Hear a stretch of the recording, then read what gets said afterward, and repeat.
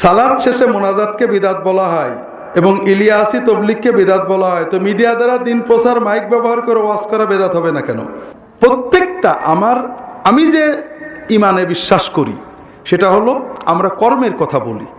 কোনো মুমিনের ব্যক্তিগত দলগত সমালোচনা আমরা পছন্দ করি না। আবার আপনাদের বোঝানোর চেষ্টা করি, এইটা মনে করেন একদলা গু পাক না পাক। আমি কিন্তু গোবর বলিনি, কারণ ইখতিলাফ আছে কিছু, আমি জানি আপনারা বুঝবেন, এই জন্য গু বলেছি। এটা মনে হয় একদলা গু পাক না পাক। এটা ভালোবাসবো না ঘৃণা করবো? এক জগ পানির ভিতরে দিয়ে দিলাম, গুও না পাক পানিও। আপনি এটা নিয়ে যে ওই যমুনা নদীর ভিতরে ছেড়ে দিলেন, গুও না পাক, যমুনা নদীর সব পানি না পাক। হ্যাঁ, একটা বড় দিঘিতে দিলেন, গুও না পাক, বড় দিঘির সব পানি না পাক। মশলা পাল্টে গেল না? তো এই বিষয় হলো ভাইয়েরা, আমরা কর্মের কথা বলি।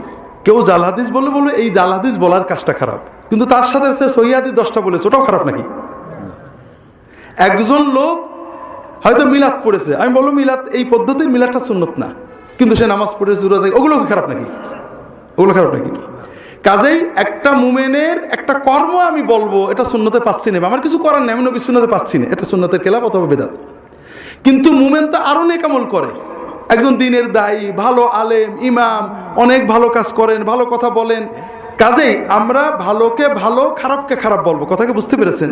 মুসলমানের একটা খারাপকে বুঝিয়ে যদি সব খারাপ বললেন, তাহলে মুসলমানের ইমান, নামাজ, রোজা, আল্লাহর জন্য কষ্ট, এগুলো কোনোটা মূল্যায়ন করলেন না। তার মানে হলো আপনি নফসের ইত্তেবা করছেন, আল্লাহ রসুলের দিকে তাকাননি। এই জন্য যেটুকু বেদাত, আমি বলবো যে এই কাজটুকু বেদাত। তাহলে মিডিয়ার মাধ্যমে দিনের দাওয়াত, এটাকে কেউ দিন মনে করে না। কথাকে বুঝতে পেরেছেন? আপনি যখন প্রচলিত তবলিগ করবেন, এটা ভালো কাজ, দাওয়াত ভালো কাজ।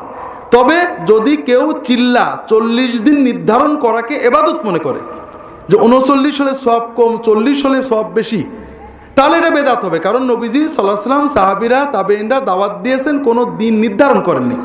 আজীবনের জন্য হিজরত করে চলে গেছেন, কেউ মোটেও যাননি, আজীবন বাড়িতে থেকেছেন। কথাকে বুঝতে পেরেছেন?